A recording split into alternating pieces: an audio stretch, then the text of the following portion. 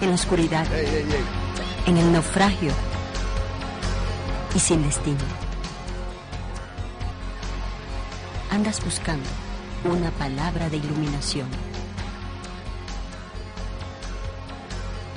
Esta palabra te dará luz en medio de la oscuridad.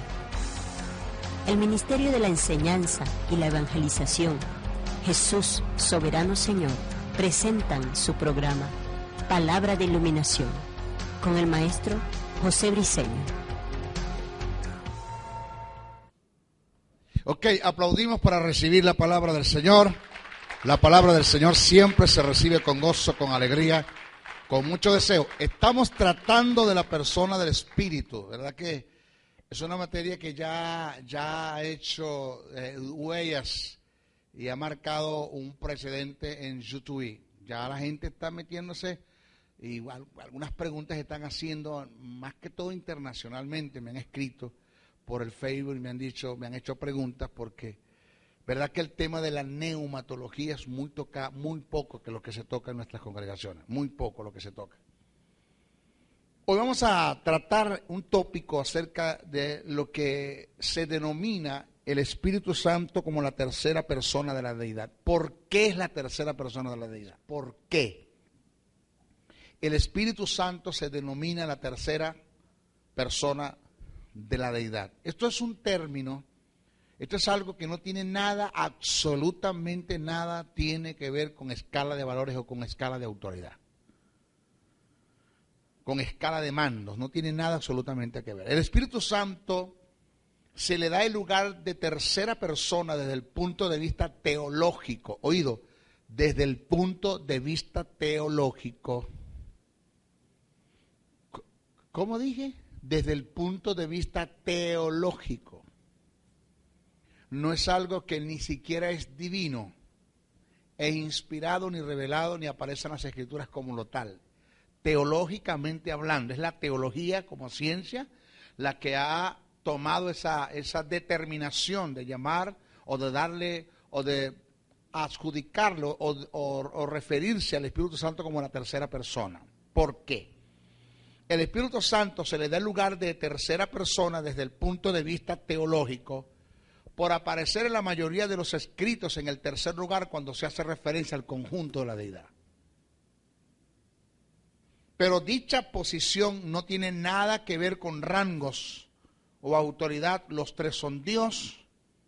Si la posición en la que aparece tuviera que ver con rangos o autoridad desde el punto de vista bíblico, no teológico, entonces habría una contradicción, porque como habría un total contraste con la carta, la segunda a Corintios, capítulo 13, verso 14, donde el Padre aparece en segundo lugar y el Hijo aparece en el primer lugar.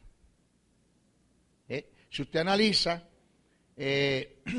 Mateos 28 y 19 también nos dice, bautizándolos en el nombre del Padre, del Hijo y del Espíritu Santo, aparece en el tercer lugar.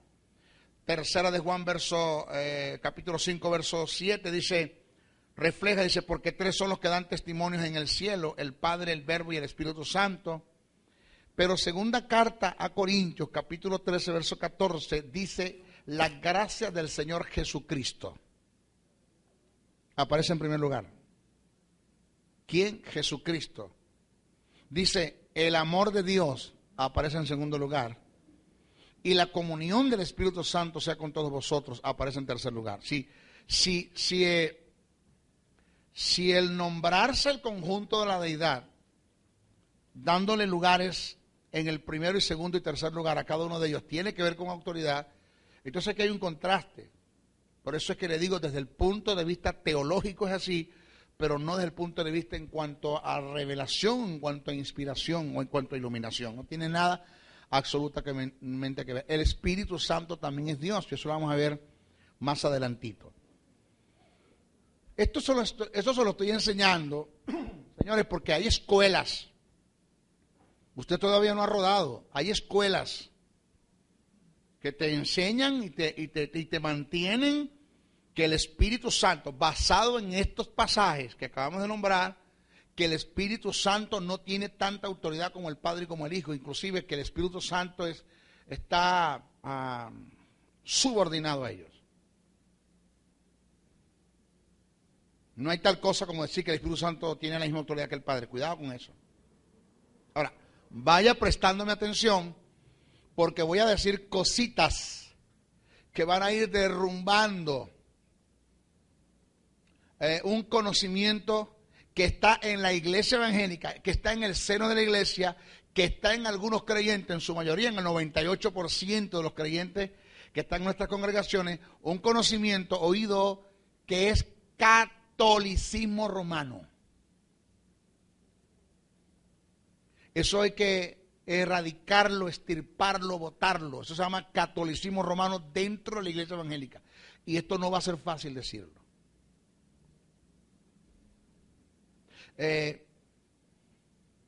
Por decirle, le voy a adelantar algo así, le voy a dar un tips para que usted me agarre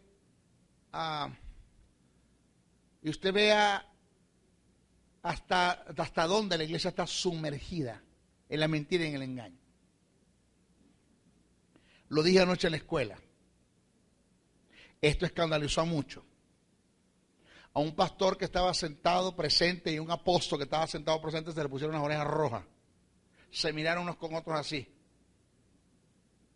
Después me dijeron, maestro, ¿tú vas a sacar eso por internet? Sí. Alguien tiene que decir esa verdad.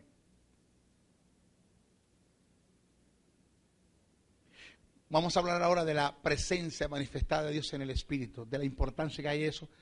Y allí voy a decirle un tips, un adelanto de las cosas que dije y que la gente no entendió. La gente no comprendió, la gente dio reprendo al diablo. Se pasó el vector de diseño, ahora sí es un falso maestro. Porque hablamos cosas espirituales entre los que han alcanzado madurez. Madurez para los que han alcanzado madurez. Por ahí me escribieron en YouTube, en el Facebook, me escribieron con unas ofensas tremendas, me mandaron hasta para la misión Robinson. Sí. Vaya a la misión Robinson, usted no sabe ni lo que escribe, usted no sabe ni lo que enseña. Y como dijo el que escribió el libro, el oráculo del guerrero, las águilas no cazan moscas. Es donde saca Chávez esa expresión. Las águilas no cazan moscas. Y yo no voy a ponerme o a colocarme en la altura de la gente que no tiene el conocimiento que yo tengo, ni que están en el nivel que yo estoy. Porque los únicos que tienen el nivel, la autoridad y la capacidad de juzgar una profecía son los profetas. Dice que profeticen 2 o los demás 3, y los demás dicen 2 o 3, uno profetice 1, y los demás que callen y juzguen. Los demás que, ahí no está diciendo Pablo que los demás, está hablando de la iglesia, que la iglesia juzgue la profecía. No, Pablo está hablando, los demás profetas juzguen la profecía. Porque los únicos que están en el nivel de juzgar una profecía son los profetas.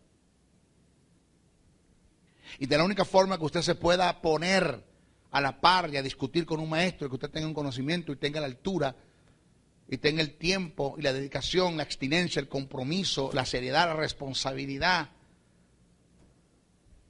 que tiene un maestro.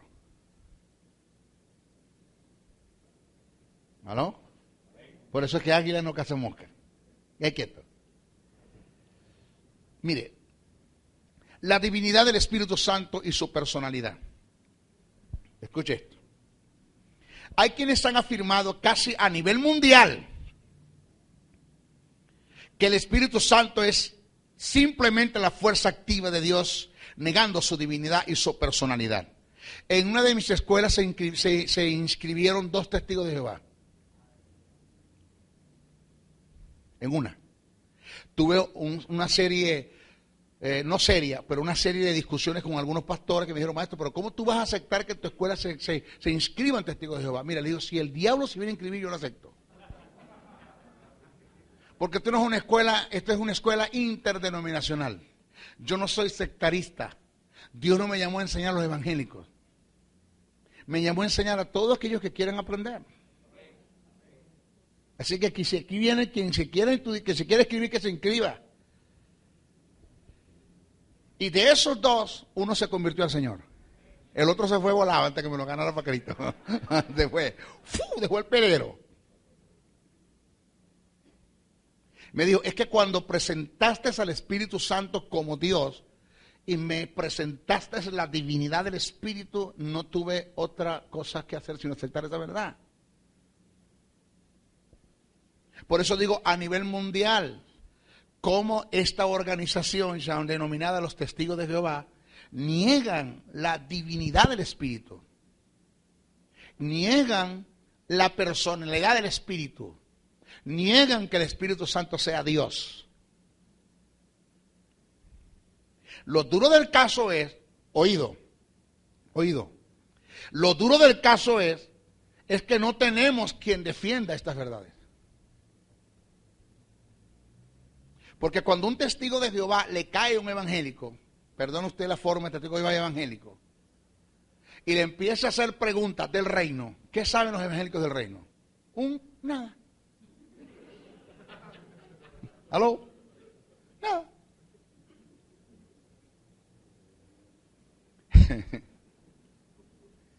¿Qué saben de la divinidad del Espíritu? Nada. Bueno, yo sé que el Espíritu, pero demuéstramelo por la Biblia, demuéstramelo por la palabra. O sea, no me digas lo que siempre escuchaste de todo el mundo, no, demuéstramelo. Detállalo. Haz exégesis. Márcame un precedente. Fórmame el carácter.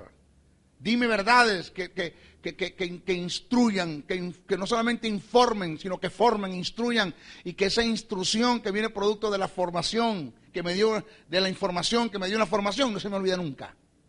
Y tener como oído vamos a decirlo así, tener como defender la doctrina de Dios. Yo te voy a demostrar a ti, te dice un testigo de Jehová, que el Espíritu Santo no es Dios, y te reviente, y te agarra textos que tienen, y te cierran la boca porque no tienes cómo defender esto, porque no conoces esto. ¿Por qué? Porque son cosas que no se enseñan en la congregación. Pocos los dicen, pocas las dicen, porque pocos la conocen. Entonces yo quiero que usted, por favor, perdone el vulgo, que usted se apuñalee de estas cosas. Te instrúyese, métase, escudriñe, indague.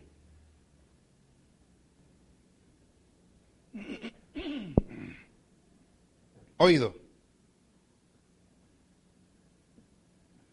Hay quienes han afirmado casi a nivel mundial que el Espíritu Santo es simplemente la fuerza activa de Dios, negando su divinidad y su personalidad. Esta es la razón por la cual en nuestro próximo punto demostraremos la divinidad y la personalidad del Espíritu Santo. Las dos cosas, la divinidad y la personalidad. Desde el punto de vista expositivo se puede demostrar que el Espíritu Santo es Dios.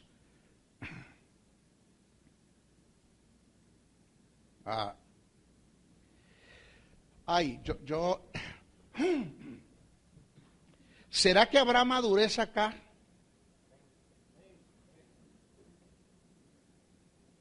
Y lo que me están viendo por el CD, por el video, por la televisión, por YouTube, por internet, ¿será que habrá madurez para que puedan recibir lo que voy a decir ahora?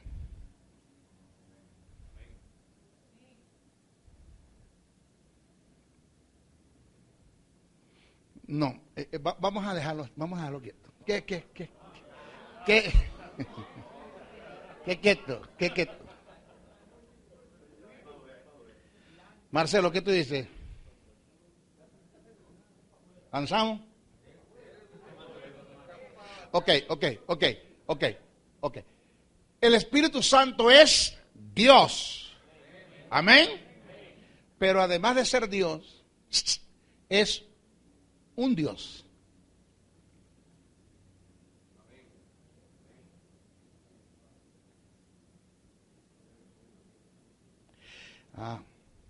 ¿Cuántos Dios tenemos nosotros? Tres.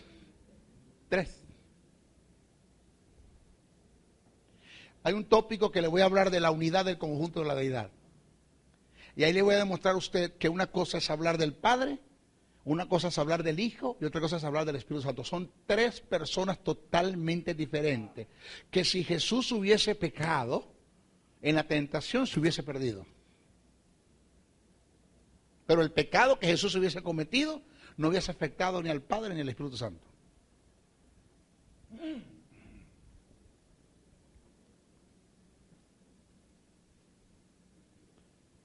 Bueno, no he dicho nada. Presta atención ahora. En Hechos 5, 3, 4 se narra un acontecimiento que demuestra la divinidad del Espíritu. Se trata del caso de Zafira y Ananías. Cito. Pero cierto hombre llamado Ananías, con Zafira su mujer, vendió una heredad y sustrajo del precio, sabiéndolo también su mujer, trayendo solo una parte, la puso a los pies de los apóstoles. Y dijo Pedro: Ananías, ¿por qué llenó Satanás tu corazón? ¿Quién llenó? Ahora, mire, ¿quién llenó? Satanás tu corazón.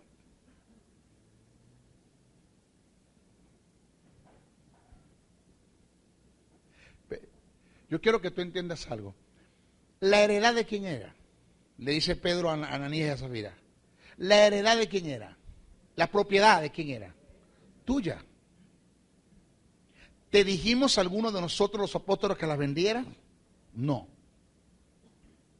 ¿Por qué la vendiste? ¿Porque lo quisiste hacer? Sí. 2. Después que la vendiste, ¿de quién era el precio de la heredad? O sea, la plata, el billete, ¿de quién era? Tuyo, seguía siendo tuyo. ¿Te dijimos los apóstoles que los trajeras hasta acá?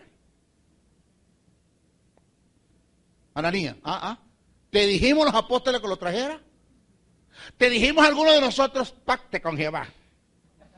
¿A qué le huele eso? ¿Aló? ¿A qué le huele? Ajá. ¿Te dijimos pacta? ¿O me puso yo aquí en el púlpito ahora mismo? Siembra en mí que yo soy tierra buena.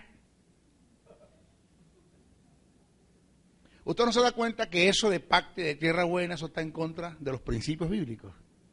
Porque lo que tú trajiste, lo trajiste porque tú quisiste. Aquí nadie te dijo que lo trajeran ni que vendieras. Diga, ay.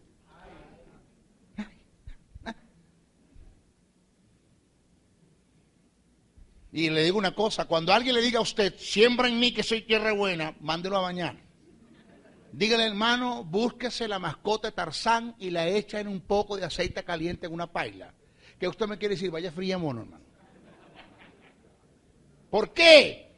Porque la tierra no le dice al sembrador dónde va a sembrar. Es el sembrador el que escoge la tierra. Imagínate el sembrador que salga a sembrar en poco de tierra y por allá un poco de terreno. ¡Aquí! Sembrador, aquí ve, tierra abonada. Yo estoy aquí, la tierra gritando. No, yo escojo la tierra. Yo veo si tú eres buena tierra, si tú eres tierra buena, no tierra buena en el sentido que voy a sembrar para esperar recibir. Tierra buena en el sentido si estás trabajando y estás afectando el reino de las tinieblas y estás estableciendo el reino de Dios, voy a sembrar en ti. Eso es tierra buena. 3. Después que vendiste la heredad y sustrajiste y tenías el precio de la heredad, la plata, ¿te dijimos nosotros que sembraras, que trajeras el dinero? No. 4. ¿Te dijimos cuánto ibas a traer? No. 5. ¿No seguía siendo tuya el precio de la heredad? Sí. 6. Te vuelvo a preguntar, ¿te dijimos cuánto tenías que traer? ¿No fuiste tú el que dispusiste la cantidad para traerla a nosotros? Sí. ¿Por qué entonces cuando venías en el camino sustrajiste de la cantidad que propusiste en tu corazón? ¿Por qué sustraes la mitad del valor de la heredad? Todavía yo no he visto, oído, todavía yo no he visto a nadie que haya caído muerto porque adulteró. Pero ¿cómo conozco a 2 que cayeron muertos porque mintieron a la persona del Espíritu? Y usted se cuida de llevarse una mujer para un hotel, eso es bueno. Y usted se cuida de llevarse un chico para un hotel, eso es bueno, pero no se cuida de mentir. que cuando usted le cae mentira a su pastor, usted está mintiendo al Espíritu de Dios. ¿Está aquí la gente? ¿Freddy, está la gente aquí? Que cuando usted promete algo para traer, porque el pastor que tiene el derecho de hacerlo, de recolectar ofrendas, lo puede hacer. Lo que no estoy de acuerdo que venga uno de afuera a hacerlo, a menos que él lo autorice. Pero él sí tiene el derecho de recolectar ofrendas, no de dar sumas, pero sí de recolectar. De ti depende de lo que quiera. O él decir, necesito 10 personas que me traigan 1000 bolívares, que las 10 se levanten a razón de gusto. Pero él no va a señalar. Eso está bien, él lo puede hacer. Pero no levantes la mano prometiendo que vas a traer y no traes nada. Y cuando tienes, no te acuerdas de que prometiste, porque eso es mentir a la persona del Espíritu. Eso es sustraer. Y mira cómo Dios nos enseña. Tan sencillo como esto nos enseña Dios. Termino de comer, restaurante. Propuse en mi corazón de darle 50 bolívares de propina a quien nos está sirviendo. Se portó tan bien, hermano. Muy caballero, muy atento, muy cordial, muy gentil. Y yo propuse en mi corazón darle 50 bolívares. Agarré y puse 2 billetes de 20 y uno de a 10. Agarré mi celular, me levanté cuando hice así. Yo dije, wow, no es mucho. Créeme que iba a agarrar 30. Y le iba a dejar 20. Cuando los iba a agarrar, me dice el Espíritu, no hagas eso. Porque si propusiste en tu corazón darle 50, no sustraigas nada de lo que propusiste ya. Déjalo, porque vas a marcar un precedente. Lo haces con él, lo haces conmigo. Y vas a caer muerto. ¡Aló!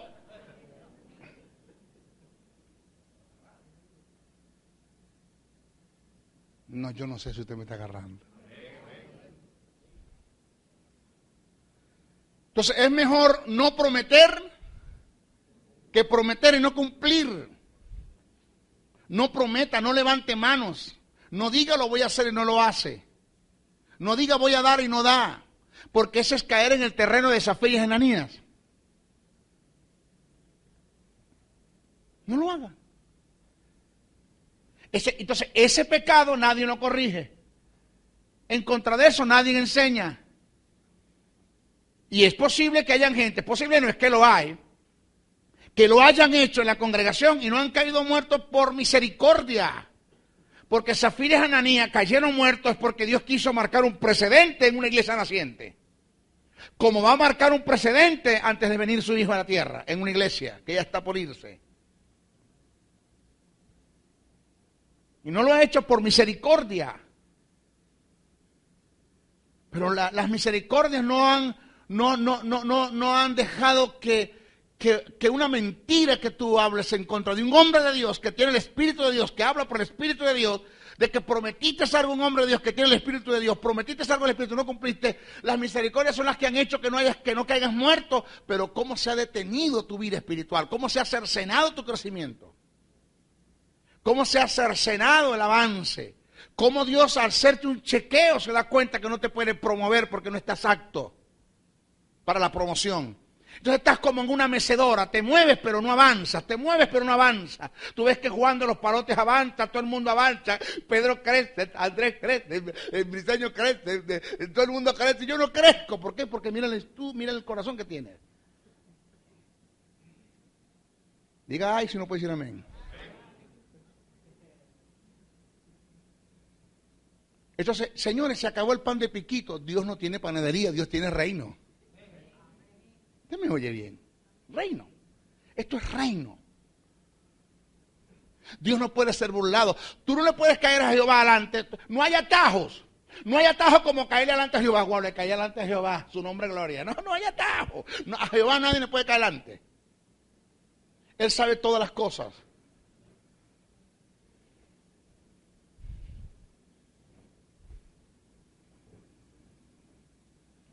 Dice, ¿por qué llenó Satanás tu corazón? ¿Quién lo llenó? Satanás. ¿Quién llena el corazón para sustraer 20 bolívares, 30 bolívares de la propina? Satanás. Marcándote un precedente. Colocando en ti formación para que haya un hábito. para que lo hagas con la obra también. ¿Quién llenó el corazón de la gente que prometieron 5 sillas y trajeron 2? O los que prometieron no trajeron nada.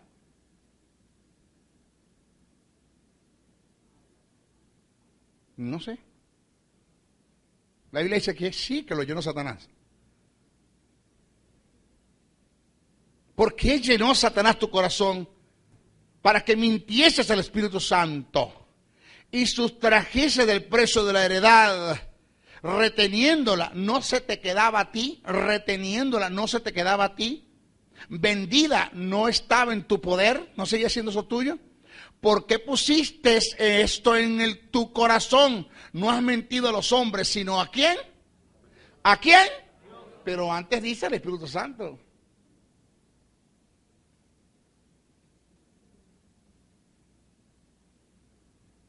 En el verso 3, la mentira tiene relación con el Espíritu Santo. Dice, para que mintieses al Espíritu Santo, mientras que en el verso 4, la mentira es relacionada con Dios. No has mentido a los hombres, sino a Dios, queriendo decir que el Espíritu Santo es Dios. Ahí tú tienes un pasaje para demostrar eso. Ahí tiene el primero. Y váyase a la Biblia de los testigos de Jehová. Yo tengo la versión de ellos.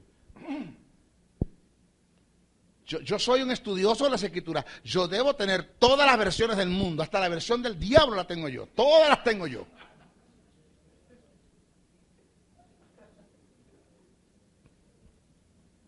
Un testigo de Jehová conversaba conmigo y me decía, Jesús no fue crucificado en una cruz, fue crucificado en un madero. Fue crucificado así. Le colocaron las manos así. Y le colocaron los pies así. Digo, de los pies estamos de acuerdo, pero de las manos no. Yo entiendo que Jesús no cargó una cruz, cargó fue el estauron, un madero, que era el madero horizontal que se clavaba con el vertical que estaba en el Gólgota, en el monte del Cráneo, que se llamaba el patibulum. Y clavando el estauron con el patibulum se formaba la cruz. No, eso es mentira, búscame tu Biblia. Y la buscó. Y empezó a buscar. Búscame cuando Tomás le dijo a los discípulos, ¿qué le dijo? Cuando era incrédulo, ¿qué le dijo? Léelo, vamos, léemelo. Y empezó a leer, si no viera en sus manos las marcas de los clavos. No dice del clavo. Si hubiese muerto así, le tiran un solo clavo. Pero así le tiraron 2. Y tu Biblia dice los clavos, quiere decir que fueron 2 clavos que le pusieron en la mano. Empezó a mirar, clavo, léelo. ¿Dónde vas a cualquier cosa para ti ya? ¿Por qué lo sé yo? Porque tengo la versión de ellos.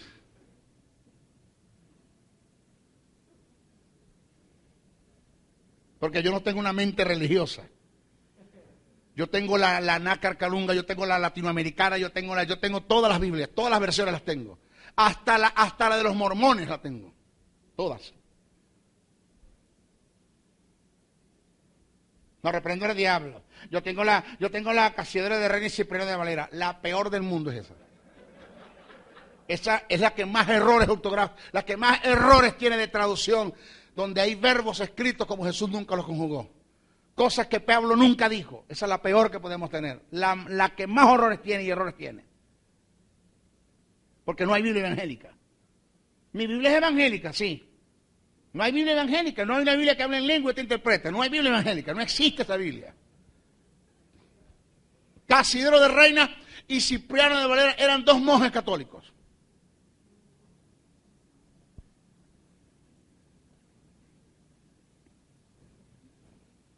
Estas 2 conjunciones relacionadas con la mentira hace una declaración directa de la deidad del Espíritu Santo afirmando que es Dios.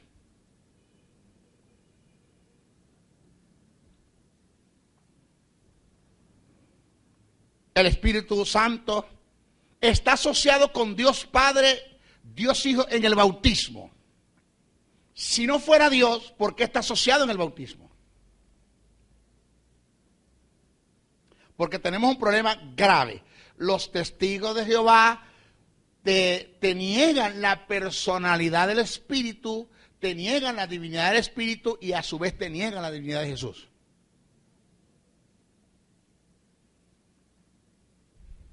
Cuando hablemos cristología, que es una de las materias que usted va a ver, yo le voy a hablar del teantropos. Es un término compuesto, teantropos, el Dios hombre. Voy a hablar del misterio de la encarnación. Cómo el verbo se hizo carne, cómo habitó entre nosotros, qué es verbo.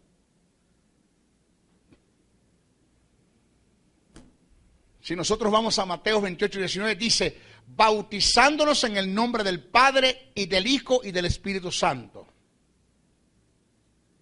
El hecho de que el Espíritu Santo esté asociado con Dios Padre y con Dios Hijo en el bautismo, se debe en lo absoluto que Él goza de los mismos derechos y propiedades divinas, formando parte del conjunto de la deidad. El término nombre que se utilizó en el pasaje del griego es onoma, que tiene que ver que tiene que ver y representa el título y la dignidad de una persona. El término onoma indica autoridad, rango, majestad, poder, excelencia, posición, posesión, lo cual tiene que ver con un señorío como título de grandeza. El hecho de que el Espíritu Santo se le haya asociado con el bautismo y se le hayan adjudicado estas características, están bajo el término onoma, sugiere por sí mismo que el Espíritu Santo es Dios. ¿Por qué? Le voy a explicar eso. El poder del nombre de Jesús no está en decir Jesús. O sea, el nombre de Jesús, el nombre de Jesús, el nombre de Jesús, Jesús. O sea, mientras más Jesús diga, más poder hay. No es eso. El poder no está en las siglas. El poder no está en expresar Jesús. El poder está en que se te haya revelado lo que ese hombre Jesús hizo, obtuvo. ¿Cuál fue su victoria? Y que por causa de su victoria de vencer la muerte, de vencer el Hades, de vencer los principados, de vencer las potestades, de vencer al diablo, se les delegaron autoridades, se les delegó y se le entregó lo que Adán perdió. Y eso que él obtuvo, que Adán perdió, te lo regresó a ti, te lo dio a ti como herencia. Te hizo hijo de Dios. Somos herederos en Dios y coherederos en Cristo Jesús. ¿Qué es un coheredero? Un coheredero es aquel que hereda lo que heredó el heredador. ¿Quién heredó eso? Cristo. Cristo me lo pasa a mí, yo soy coheredero en Cristo, pero soy heredero en Dios. Entonces, el poder del nombre está en que a mí se me sea revelado. ¿Qué hizo ese hombre llamado Jesús? En el nombre de Jesús te echo fuera. ¿Cuál Jesús? El que murió en la cruz. ¿Cuál cruz? ¿Qué hizo Jesús en la cruz? Dice el demonio. ¿Qué hizo Jesús en la cruz? ¿Cuáles fueron los incidentes que se dieron en la cruz del Calvario? Vamos, dígame. Los incidentes, tales como redención, remisión y propiciación. Redención bajo el término agoraxo, agoraxo y lutro. ¿Qué es remisión? ¿Qué es propiciación? ¿Qué es regeneración? ¿Qué es el misterio del cambio? ¿Qué es un mesite? ¿Qué es un sumo pontífice? ¿Qué es un mediador? Ya esto no sé nada. Entonces, si tú no sabes nada de eso, ¿cómo tú vas a echar fuera un demonio? Porque la gente cree que es decir Jesús. No es decir Jesús. Es que hizo ese hombre. ¿Qué te delegó por causa de su victoria? El Espíritu Santo, Dios tiene nombres, sí. Tiene nombres redentivos y calificativos. Jesús tiene nombre, sí, Jesús. El Espíritu Santo tiene nombre, no. Quienes son propiedades y virtudes, pero no tiene nombre. Entonces, ¿por qué dice bautizándolos en el nombre del Padre, del Hijo y del Espíritu Santo? Porque lo que quiere decir es bautizándolo bajo la autoridad, el rango, la majestad, el poder, la excelencia, la posición y la posesión, el señorío del Padre, el señorío del Hijo y el señorío del Espíritu Santo. Es lo que quiere decir el texto.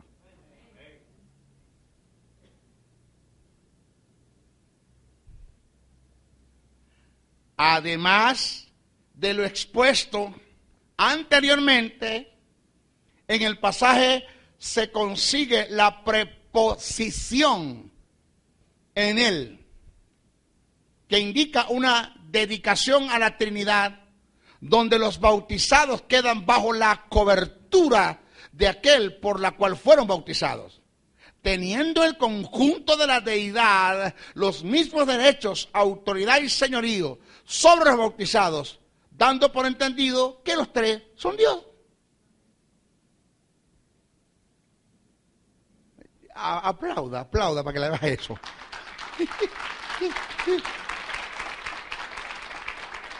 Yo quiero que esto lo agarre y te metas en esto, porque esto hay que defenderlo. Yo no quiero que usted me reciba un título por recibirlo. Yo quiero que usted le saque 20 a Dios cuando usted le toca que defender, cuando usted le toque defender lo que es la neumatología, sáquele 20 a Dios. Sea un pregonero, sea un heraldo de estas verdades. Y no se coma eso, no se encierre con eso. Ni tampoco humilla a la gente con el conocimiento que usted tiene que estar adquiriendo. ¿Aló? Además de eso, el Espíritu Santo posee perfecciones divinas, omnipresente. El Espíritu Santo tiene la capacidad de estar en todas partes al mismo tiempo, si así lo requiere. Así lo revela el Salmo 139, 7, 12. Y presta atención, no se me vaya. No me cambie el televisor.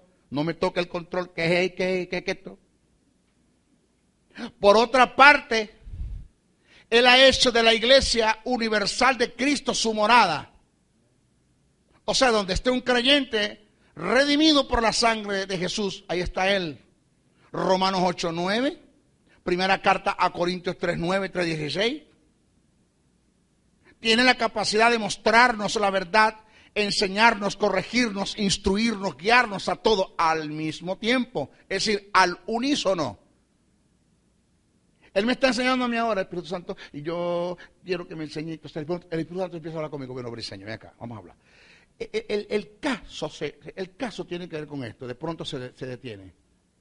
Digo, ¿qué pasó, Espíritu Santo? Espérame aquí que me está llamando Pedrito allá en Caracas. Tengo que ir a enseñarlo ya.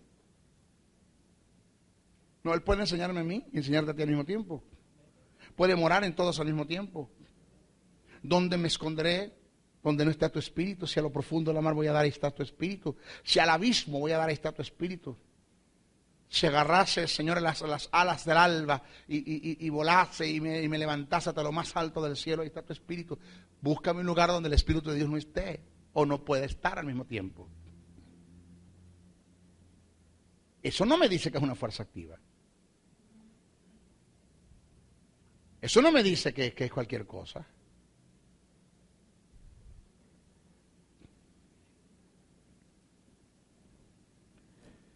¿Aló? Puede ir al infierno sin dejar de estar en el cielo. El Salmo 139, 12 dice, refiriéndose al Espíritu, los mismos te son las tinieblas que la luz. Si subiera a los cielos, allí estás tú. Y si en el Seol hiciere mi estrado, he aquí, allí tú estás. Ahora mire, esto es lo que le voy a decir. Ay, mamá. Esto es lo que le dije ahora que le iba a decir un tics. Agárrese. Vamos a hablar de la presencia de Dios en el Espíritu. Freddy, agarra esto. Tony, agarra esto. Si ellos no me entienden, pero ustedes no me entienden, yo no perdí la noche. Presta atención. Es que esto es importantísimo. Esto es falsa doctrina para muchos religiosos. La omnipresencia de Dios no tiene nada que ver con la presencia manifestada de Dios. Por igual la de Cristo y la del Espíritu Santo. Para entender esto debemos hacer un análisis de lo que es la omnipresencia de Dios en su más amplio sentido. La omnipresencia de Dios no es aquello que obliga a Dios a estar en todas partes, aunque Él no quiera estar. No, Dios es omnipresente, Dios está en todas partes. No. Omnipresencia no es que Dios está en todas partes. La omnipresencia es que Dios tiene la habilidad de estar en todas partes cuando Él quiera. Pero si hay lugares donde Dios no quiere estar, no está. Tú vas a obligar a Dios a pagar plantón en el infierno. ¿Qué va a hacer Dios allá? Cuando llegas al infierno, ¿qué haces aquí, Jehová? No, yo soy Jehová y yo soy omnipresente, tengo que estar aquí pagando plantón. No, Dios si no quiere estar en el infierno, no está. Dios le dijo a Moisés, mi presencia será de ti. Ya está, punto. Enviaré un ángel, yo no voy a estar contigo. Indica que se da la posibilidad de que existan lugares donde Dios no esté, sin negar su omnipresencia. Es decir, Dios está donde Él quiere estar, y esto no niega su virtud de ser omnipresente. Ahora, presta atención. Esto que se da en Dios en relación a su omnipresencia se da en Cristo, acto que no se puede dar en el Espíritu. Aquí viene el tics. ¿Cómo? No se puede dar en el Espíritu. La presencia corporal del Espíritu en la iglesia como su morada obliga al Espíritu a estar aún donde Él no quiere estar. Por la sencilla razón que donde haya un creyente, independientemente en la situación en la que se encuentra, y está el Espíritu de Dios con él. Tú vas a entrar a un lugar de esos que hacen strip o stripper o lo que hagan, un burdel, porque estás descarriado, estás en el inmundo, estás comiendo garreba. Porque antes como que estabas en la luna, ¿no? ¿Dónde estabas? Y cuando vas a entrar al lugar, el Espíritu Santo dice, ya va, espérate, yo aquí no puedo entrar. Ah, ¿qué? No, voy a esperar, yo te espero aquí afuera. Él entra. Él no le queda otra cosa que entrar, él no puede salir de ti. ¿Cómo, maestro? Jamás. No hay tal cosa como decir que cuando te descarrea el Espíritu Santo se va de ti y entra un demonio. Como tomando como base aquella que cuando Jesús dijo, cuando Jesús habla, dice cuando el espíritu inmundo sale del hombre y va a buscar a lugares secos y vacíos y después vuelve al hombre y lo consigue y consigue su casa vacía, va y busca 7 más y se mete en él. Jesús no está hablando de la iglesia, no está hablando de los evangélicos, no está hablando del creyente, cuando eso no existía la iglesia. Jesús está hablando del estado postrer en la que iba a caer la nación de Israel a causa de la ausencia de su ministerio. Porque al terminar la frase, Jesús dijo, así pasará esta generación perversa. Lo que pasa es que los evangélicos leen la Biblia como un libro de Condorito, no estudian, no respetan la relación de pensamiento.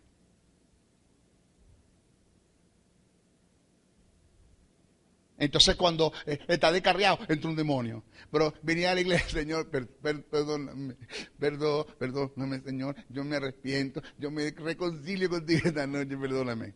Viene el Espíritu Santo y le dice al demonio, salí que me toca a mí. Entra, salí. Me toca entrar a mí ahora. Entra el Espíritu Santo. Pero te volviste a descarriar, viene un demonio, Espíritu Santo, salí que me toca a mí, salí, me toca a mí. Te volviste a reconciliar, el Espíritu Santo dice, salí demonio que me toca a mí ahora. O sea, ¿usted cree que eso es así? Un quita y un pone, donde el demonio sale cuando te reconcilia y el espíritu entra, y donde el espíritu sale cuando te descarría el demonio entra. No, estés donde estés, el Espíritu Santo hace la obra de preservación, Él nunca nos olvida. Oído, y nunca sale de nosotros. Oído, todo lo que Dios hizo con Jesús en la cruz, lo hizo para no hacerlo contigo. Puso el pecado sobre Jesús para no ponerlo sobre ti. Puso la maldición sobre Jesús para no maldecirte a ti. Puso la enfermedad sobre Jesús para no enfermarte a ti. Abandonó a Cristo en la cruz del Calvario para nunca abandonarte a ti a la base del Señor. Y eso hay que entenderlo. Eso se llama la obra de preservación del Espíritu. El Espíritu Santo tuvo que salir de Jesús cuando Dios puso el pecado sobre él. El estado de pecado tuvo que salir de Jesús, no podía quedarse allá. Pero ya tú no tienes el estado de pecado. Cuando tú pecas, no te hace un pecador. Eso no te hace a ti un pecador. Cuando tú pecas, no te hace pecador, te hace una persona que pecó. Nosotros pecamos, pero no somos pecadores.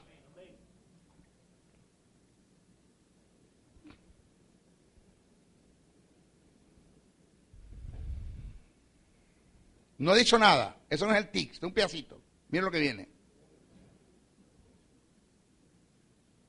Señores, por esta razón,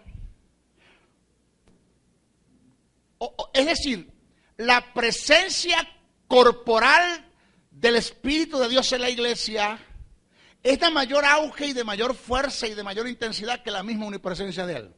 Porque la omnipresencia no lo obliga a estar en todas partes, Él está donde Él quiere, pero la presencia corporal del Espíritu de la iglesia lo obliga a estar donde no quiere estar.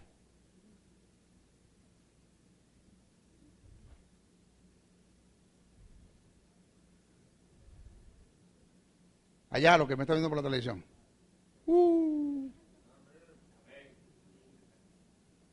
Es un loquito de carretera. Dirán los que me ven. Yo sé de qué estoy hablando. Si por lo que dije soy un loco de carretera, por lo que voy a decir soy un loco de autopista entonces. Porque ahora, mira lo que viene ahora, no he dicho nada. Por esta razón, hay que hacer una diferencia entre lo que es la omnipresencia del Espíritu, la presencia corporal del Espíritu en la iglesia, como su morada, oído, y la presencia manifestada del Espíritu en la vida de un creyente. Uno, la omnipresencia del Espíritu de Dios. Dos, la presencia corporal del Espíritu de Dios en la iglesia. Y tres, la presencia manifestada de Dios, del Espíritu de Dios en la iglesia. ¿Qué es donde nos hemos quedado? ¿Qué es donde nos hemos quedado?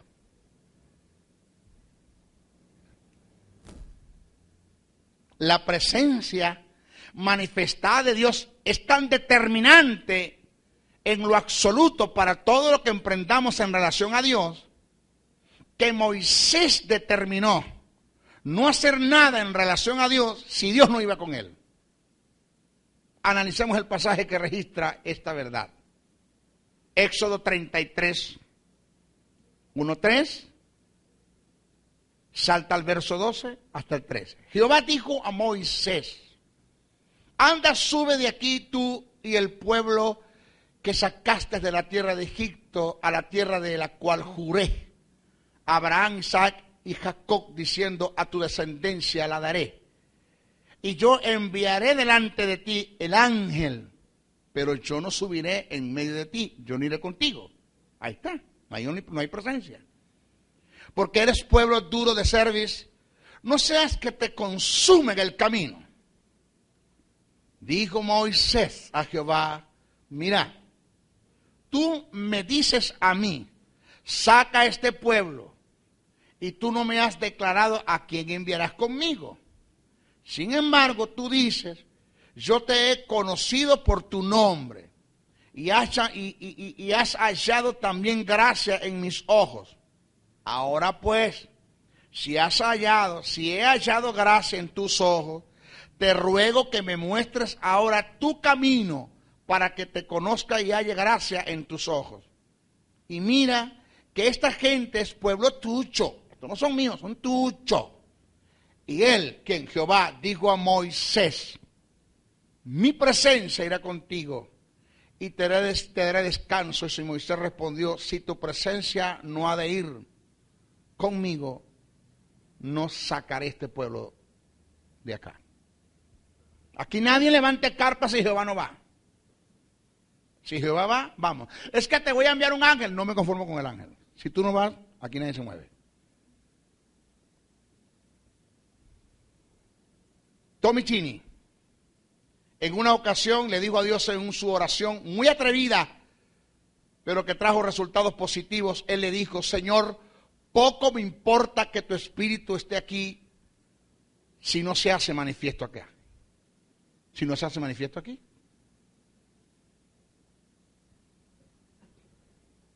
Señores,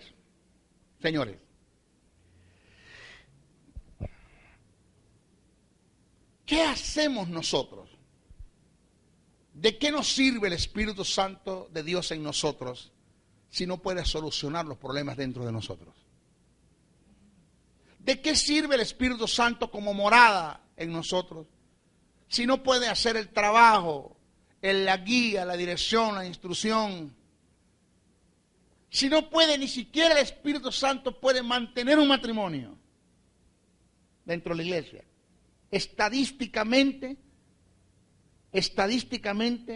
el mayor índice de divorcio entre lo que se conoce las instituciones cristianas, mundialmente hablando, el mayor índice de matrimonio se está dando entre la iglesia evangélica.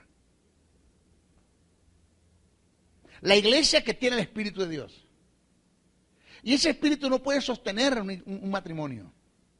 Porque no puedo entender cómo dos personas que, aunque tengan diferentes caracteres, quizás diferentes formas de pensar, pero tienen el Espíritu de Dios y que ese Espíritu les puede enseñar a moverse en el fruto y que ese fruto, el fruto del Espíritu, amor, gozo, paz, paciencia, unidad, bondad, fe, mansedumbre, templanza, los puede llevar a la solidez de la unidad. Pero ¿por qué cada quien agarra por su lado? ¿Por qué los ciegos siguen siendo ciegos, los sordos siguen siendo sordos, los mudos siguen siendo mudos? ¿Por qué los muertos no resucitan? ¿Por qué no se convence de pecado a la gente en nuestras predicaciones? ¿Por qué tenemos que subastar el Evangelio? Subastar a Cristo. Porque el simple hecho de que usted diga acá cuántos quieren aceptar a Cristo como Salvador, perdóname, es que tú eres tan bueno que Cristo tiene que esperar que tú lo aceptes. La Biblia no dice eso. La Biblia dice que nosotros fuimos aceptos en Él. Él nos aceptó a nosotros. Lo que yo tengo que aceptar es que Él me aceptó. Aceptar el plan de salvación. Y de paso, entonces le digo a la gente, le hago una subasta. Voy a contar 5. Que 5 nada. ¿Por qué tengo que contar? Entonces empiezo a tocar es la conciencia de la gente, pero no hay un convencimiento del espíritu de pecado. Y empiezo a codear a la gente y a decirle, anda, entregate. Me dijiste que venía porque te ibas a meter evangélico. Anda. Entonces tanta la obstinación que si no pasa el hombre le revienta las costillas y entonces el hombre tiene que pasar. Pero no hay convencimiento de pecado. Lo otro que hace que la gente pase al púlpito es el mensaje de intimidación, de manipulación y de control. Donde te presentan a un Dios ogro, a un Dios maldito, a un desgraciado, que manda fuego del cielo, que consume a la gente, que manda cánceres, que quita casa, que quita hijos. Y la gente pasa asustada, amedrentada, asustada, pero cuando pierden el temor de Dios se van de la congregación, porque no hubo convencimiento del Espíritu. ¿Por qué? Porque quienes tenemos predicando no conocen ni siquiera con todo y que tienen al Espíritu, no conocen a la persona del Espíritu. Como hay gente, como un Jonathan Edwards, Smith Wigglesworth, el apóstol de la fe, Juan Wesley, que llegaban a sitios públicos y sin predicar la gente empezaba a llorar. Y un día se acercó Jonathan Edwards a uno de los que estaban llorando y le dijo, ¿usted por qué llora? Y la persona le respondió, porque usted tiene algo que nos redarguye de pecado. Sin hablar del Evangelio, sin predicar debidamente una palabra anteriormente que esa persona tuvo, indiscutiblemente fue convencida de pecado por la presencia del Espíritu en la vida de un hombre. Eso es lo que marca la diferencia. El Evangelio sin la manifestación del Espíritu Santo es una religión más. Yo no vine a ustedes con palabras persuasivas, vine con demostración y con poder del Espíritu Santo y sanaba a los enfermos. Jesús dijo, si no creen por lo que hago, creerán por lo que, si no creen por lo que digo, creerán por lo que hago. Bajaba a los enfermos y los sanaba. Alguien me ha tocado, poder salió de mí. Lo que pasa es que la gente ha invertido los valores, la gente ayuna. Óigame lo que me están escuchando allá, por el video, por internet, preste atención, no me paga el teléfono, no me toca el control. Oiga esto, la gente ayuna para ser lleno del Espíritu. Oído, la gente ayuna para ser lleno del Espíritu. Y la Biblia dice que es al revés, Jesús lleno del Espíritu fue ayunando. Diga, ay. Eso merece un aplauso. Corre, mentalidad tan vaga, tan sucia, tan religiosa, que así eso no nos va a llevar a ninguna parte.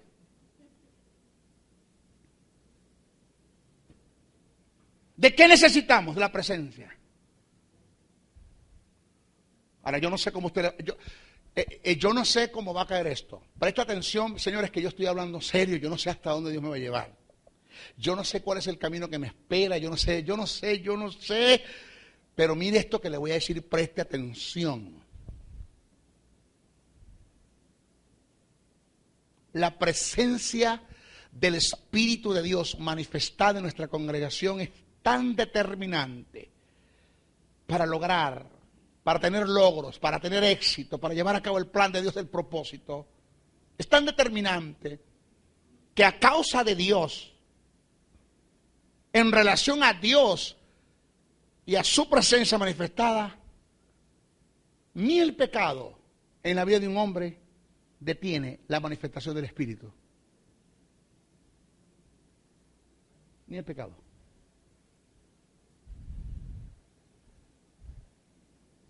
Detiene la manifestación del Espíritu de Dios en el propósito de Dios, en un momento determinado. La vida de pecado puede destruir el propósito de Dios en tu vida. La vida del pecado cercena la posibilidad de que Dios cumpla en ti su propósito en relación a lo que te llamó a hacer. La vida de pecado es lo que puede hacer que no alcances la visión porque no hay misión, porque no hay dirección, porque vives en la carne. Porque no puedes sintonizar el Espíritu en AM cuando Él está en FM. No puedes sintonizar el Espíritu en el Espíritu cuando tú estás en la carne, sensual, almático. Eso lo entiendo. Eso lo entiendo. O sea que vivir en santidad, maestro, es un principio sine qua non para ser dirigido y guiado, instruido por el Espíritu, para que Dios logre por el Espíritu en mí hacer su propósito, alcanzar sus metas, sus proyectos, y yo ser un hombre de éxito en la vida. Sí, claro que sí.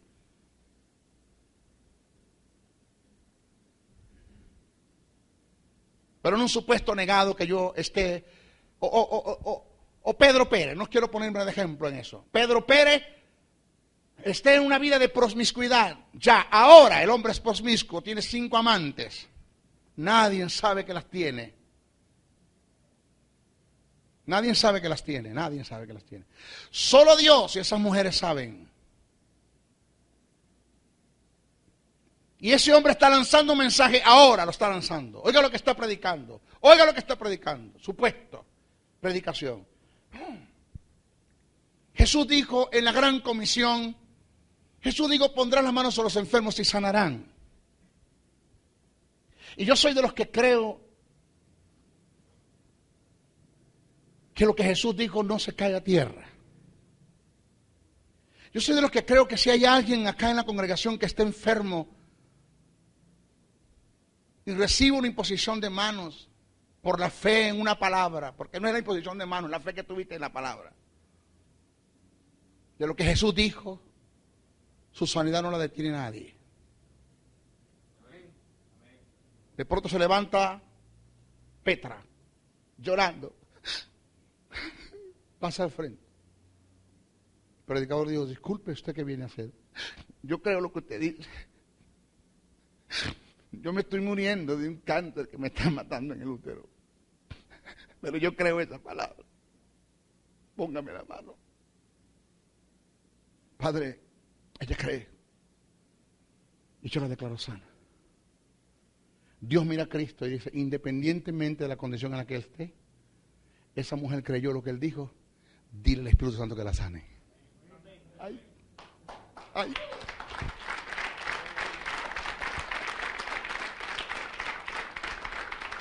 Ella no tiene culpa de la condición en la que él esté. Ella creyó la palabra. Ella creyó lo que él dijo. Ella tuvo fe. Y vamos a honrar la fe de esa mujer independientemente de la condición de quien lo está haciendo.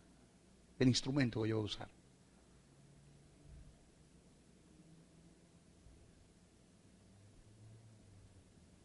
Si ni siquiera el pecado detiene.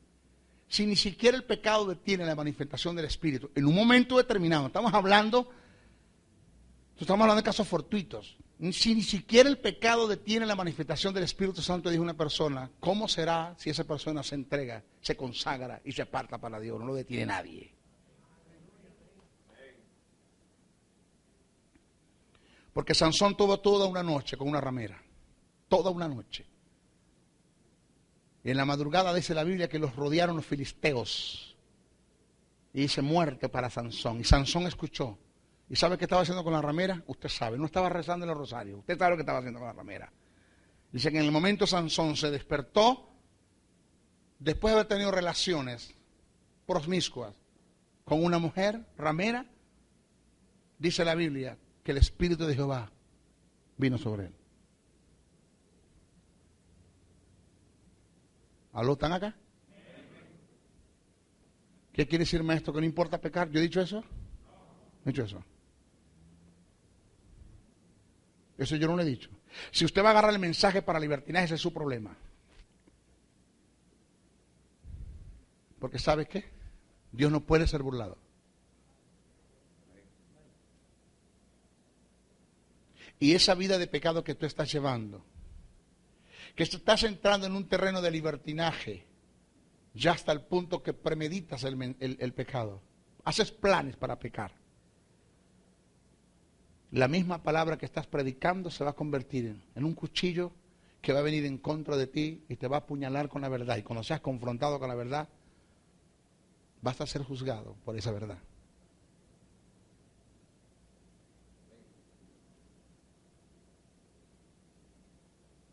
Yo estuve viendo, mi respeto y mi consideración, estuve viendo el video de la restauración de Tommy Moya. Lloré como un niño. Te estoy hablando de hace 4 días. Lloré. Y cuando veía aquello, el Espíritu de Dios me dijo, ese es tu espejo. Mírate en él. No caigas en ese terreno. Lloré. ¿Qué tiempo tuvo el hombre en el pecado? 3 años. Y tuvo 3 años Dios usándolo hasta que el pecado salió a la luz. Porque mientras el pecado no salga a la luz, Dios te va a seguir usando. Cuando el pecado salga a la luz, Dios va a dejar de usarte, no por ineficacia de Él, sino porque Dios sabe que jamás el pueblo va a creer en ti, o Dios no va a poder desarrollar en ti su obra en medio de un pueblo que no va a creer en ti por tu testimonio. Jimmy Swaggart tuvo 10 años en pecado. 10 años. Y por 10 años estuvo predicando. Por 10 años desataba una unción en la predicación que daba. Por 10 años. Yo cuando escuchaba a ese hombre predicando me daban ganas de descarriarme el sábado para reconciliarme el domingo. De la unción que ese hombre desataba cuando predicaba. Y estuvo 10 años en el pecado. No de promiscuidad, sino de pornografía. Donde él le pagaba a mujeres para que se acostaran, hicieran sus orgías, que la palabra orgía tiene que ver con todo acto ilícito delante de Dios, producto en medio de la embriaguez.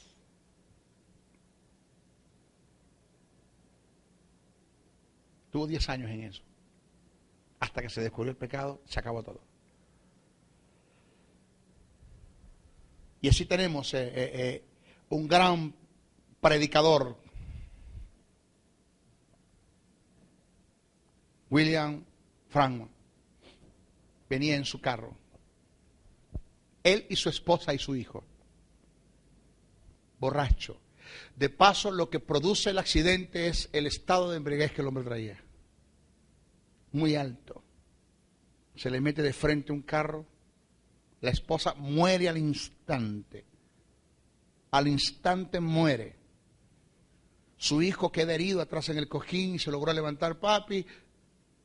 Y él boqueando, reventado por dentro, tosiendo, allí. Eso lo cuenta su hijo.